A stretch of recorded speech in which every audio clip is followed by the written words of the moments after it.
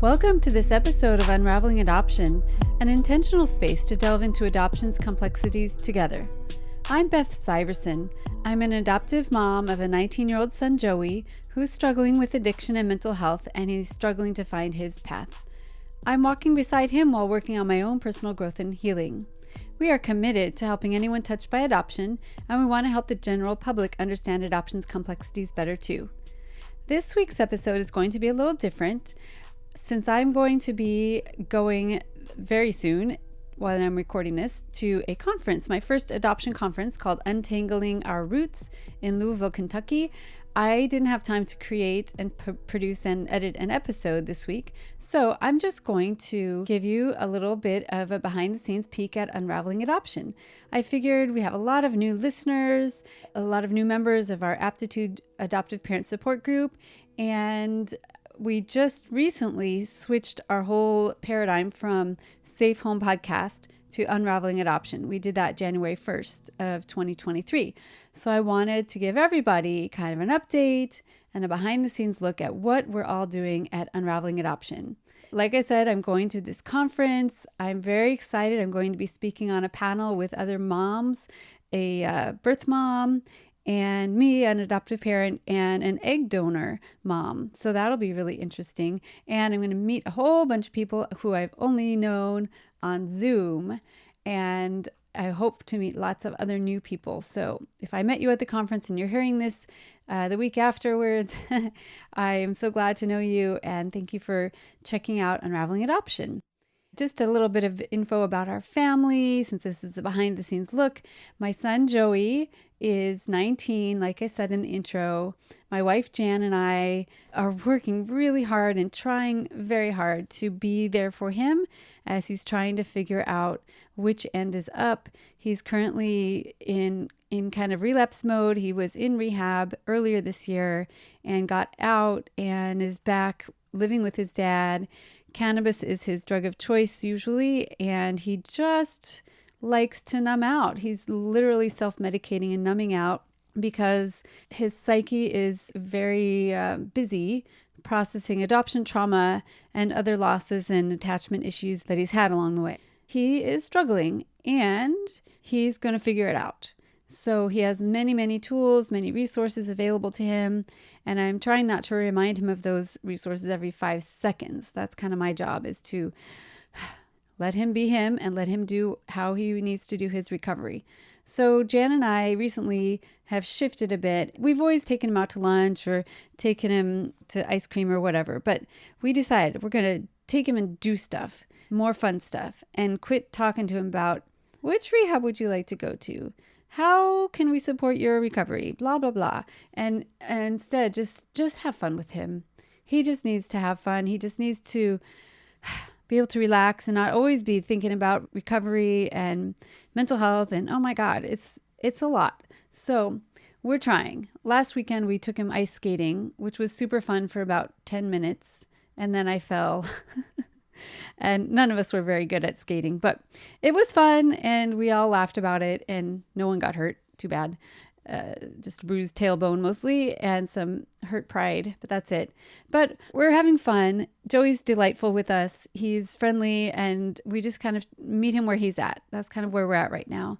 I have several friends that have lost their child to addiction or mental health or suicide, and I just take it one day at a time with him, and I'm grateful for every time he picks up the phone, every time he's willing to play with us old people. You know, he's 19. He doesn't have to be with us at all. So I'm just grateful. I'm grateful for him. He's super wise and super smart, and he'll figure it out if I just give him some space and he can reach out for his tools whenever he needs to. We're excited because I'm planning to create at the end of April a little webinar panel for people, adoptees particularly, and birth parents who have struggled with addiction. So it'll be kind of a webinar about addiction and adoption. I'm pulling the panel together right now. I'll have the date ready soon. So if you're not already on our mailing list, get on our mailing list. The link is in the show notes, and you'll find out about that event. It's going to be really impactful. Joey hopes to be on that panel. We'll see where he's at that point, but I'll have several other adoptees and birth parents that are in recovery and that have been in recovery for a long time that are able to talk about their addiction and how their adoption trauma has impacted their addiction. We'll find out, is it 100% responsible for their addiction, or is it just one of the contributors? And I also want to find out how they got out of it, how they got out of addiction. So that's coming up at the end of April. I just want to talk a little bit about this podcast that you're listening to. In case you're new to it or you don't know the whole history of the podcast, we started out as Safe Home Podcast in September 2021, and it was my son's idea. Joey thought, hey, we should have a podcast and let other parents and families know about the pain that kids are in, especially kids that are struggling with addiction. And the first several episodes were about different substances. So we did a whole episode on cannabis, a whole episode on cough medicine, which I always like to tell parents and adults. Kids love to take your Sudafed and your Benadryl and your Coricidin and take a whole box of it at a time, and it can kill you. And Joey almost died about 3 times doing that. So they also will take your liquid cough medicine, drink the whole thing, or they'll take a whole bottle of Advil and try to kill themselves. So parents and adults, just lock all of your over-the-counter meds up. And not to mention, lock up your prescription meds. They love those too. So anyway, I got off on a little tangent there, but the first several episodes were educating parents about what kids are doing with substances, where they're getting them, what they look like, what they call them, what they get out of them, why do they grab these different substances. And Joey gives lots of really great ideas of how to handle your kid if you find out they're using substances. So that's how the podcast started.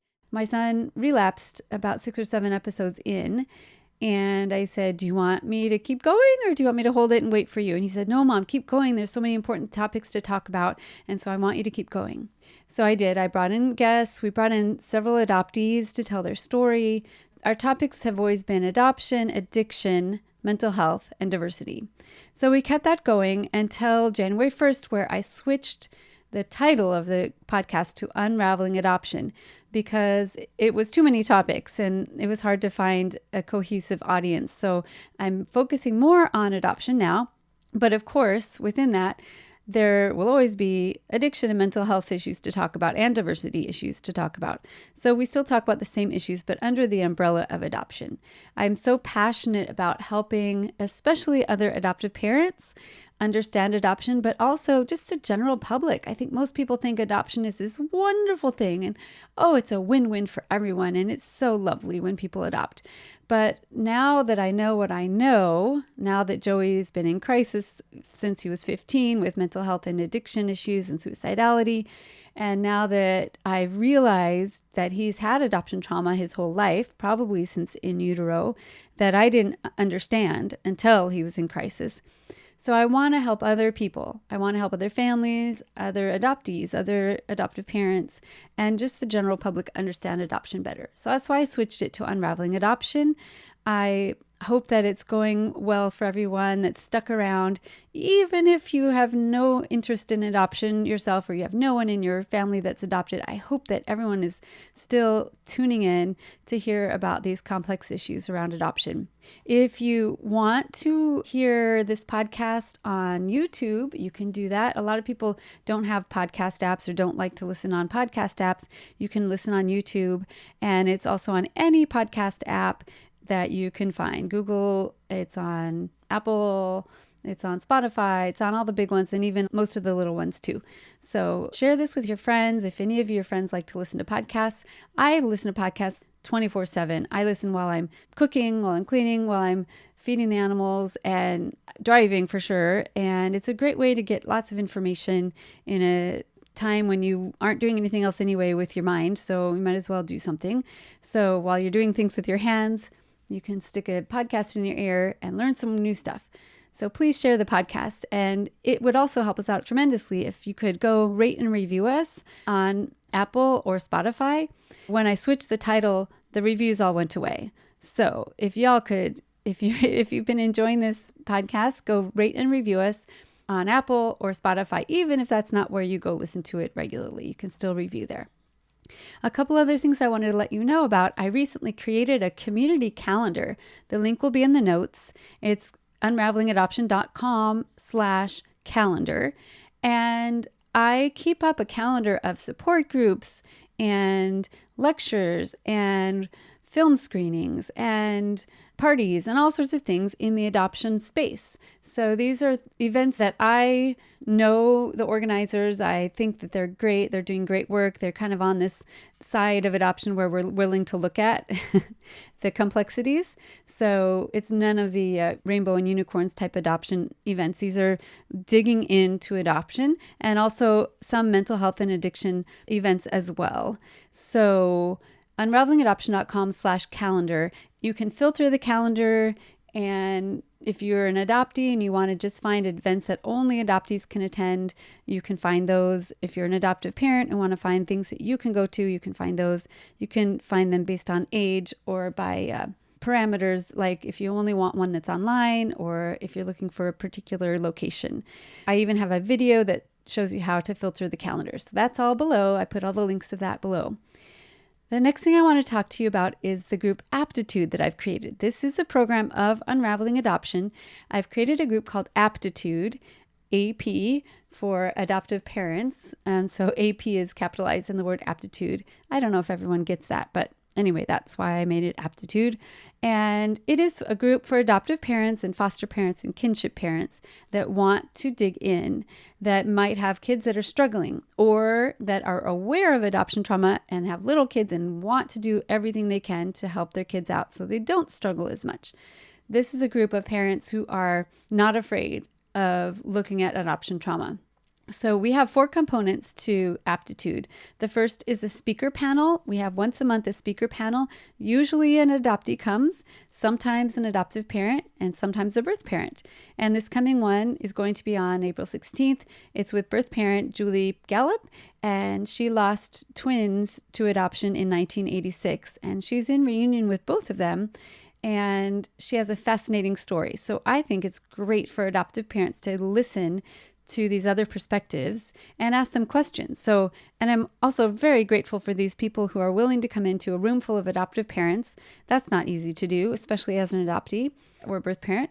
But it's an amazing time to be able to ask the questions, to dig into the difficult conversations that, you know, when can we have these other conversations, you know, where else in our lives?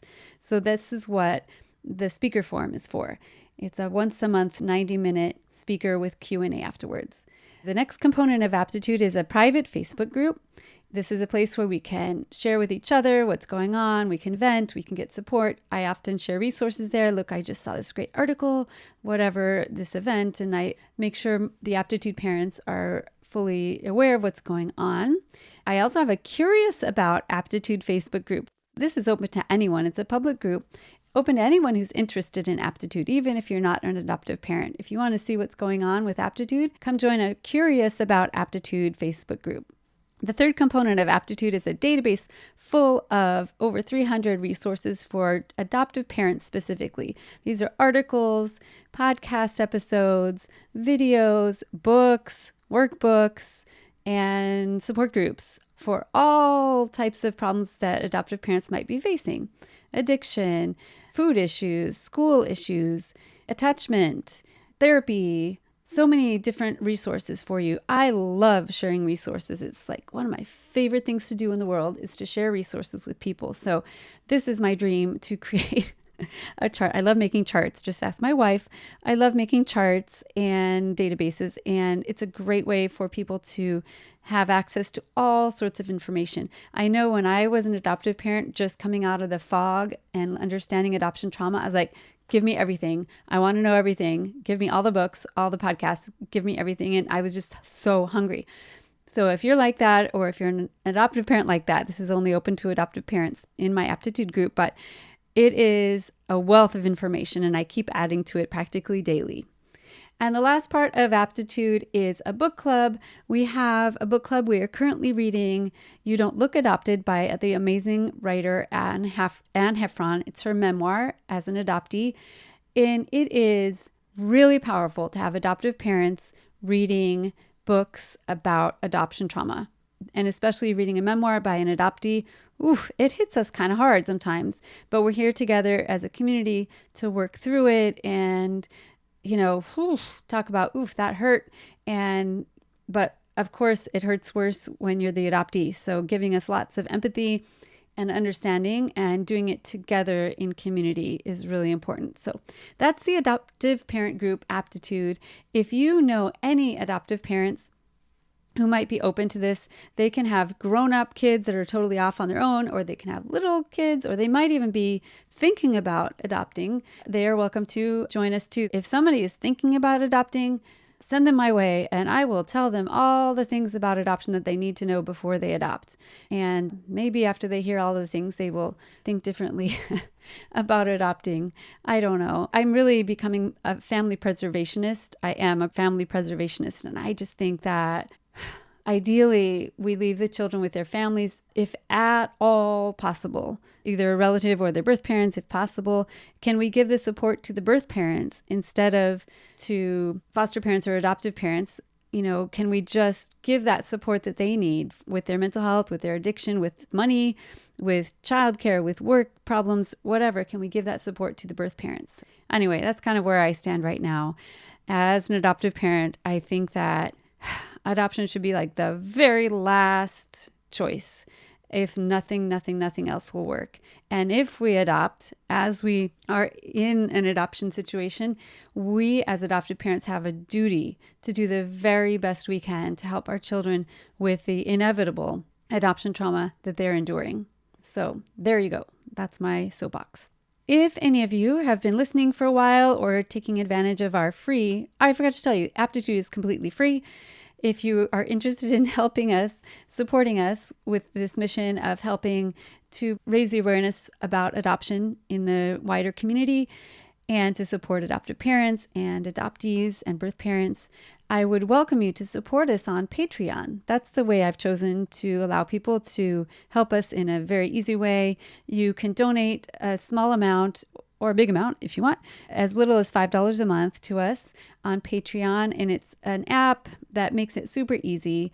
You can change it anytime. It's not like joining a gym and they don't let you out of it. It's super easy to change your amount or get out of it or add to it or whatever.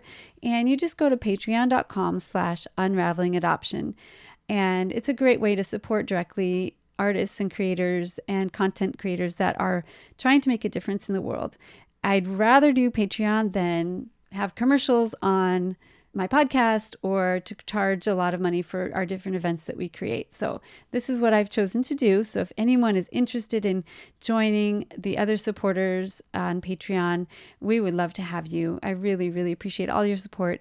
And if that's impossible to do, just share our podcast with somebody else that you know that might be interested in it. And moral support is also very welcome. You can always share how an episode or an event or any of the resources that we provide, you could share with us how they have helped your family. That really keeps us going too. You can always email me at beth@unravelingadoption.com, or you can reach me on Facebook through the Unraveling Adoption Facebook group or through Instagram or YouTube. You can reach me any way you can. And lastly, I wanted to let you know that I am finishing up coursework for a coaching program. I've been on a one-on-one mentorship program learning how to be a life coach, and I will be fully cooked in a couple of weeks, but I have to first do a practicum, and I will be looking for a couple of volunteers who want to be coached like a student-teacher kind of situation. So I'll coach for free a couple of people under the supervision of my mentor, and then I will be a life coach, a family coach, and I hope to be able to coach adoptive parents for sure, and adoptive families, perhaps as a unit. I hope to have groups of different demographics, adoptive parents or teens and their parents, or different types of families or adoptive parents who have kids that are struggling with addiction. That's kind of an important piece for me, the addiction piece. So I might have a group for people struggling with addiction in their family. So that's around the corner. So keep your eyes out for coaching opportunities. If any of you are looking for a coach, or if you hear of somebody that could use a coach, coaching, by the way, is different from therapy. definitely not a therapist, but I provide a listening ear and guidance to help everyone find their own solutions. So people can come to me with a problem and I help them to move forward. It's not about digging through your past or figuring out why I do the things I do. It's not that. That's more therapy. So coaching takes you from where you are to where you want to be in the future. So it's more practical, it's more boots on the ground kind of work. And what can we do today to turn things around? Anyway, I wanted to let you know about that. And I just am dedicated to helping in this arena. I'm extremely passionate about it. I spend an enormous amount of time on this every week. Just ask my wife. She's very tolerant and supportive of this whole venture. And also, I want to reiterate that Joey is totally on board with all the things that we're doing. I often ask him, did I say the right thing? Or is this advice that I just gave to an adoptive parent good advice? Or what would you say to this person? Or I ask him often if he would like to be involved in different things, and he'll often want to, but then not be able to exactly at that moment. But he's very much on board. He's very supportive. He's like, go mom, go, keep going. So I sometimes forget to let people know that Joey's on board and he wants our story, his story to be told.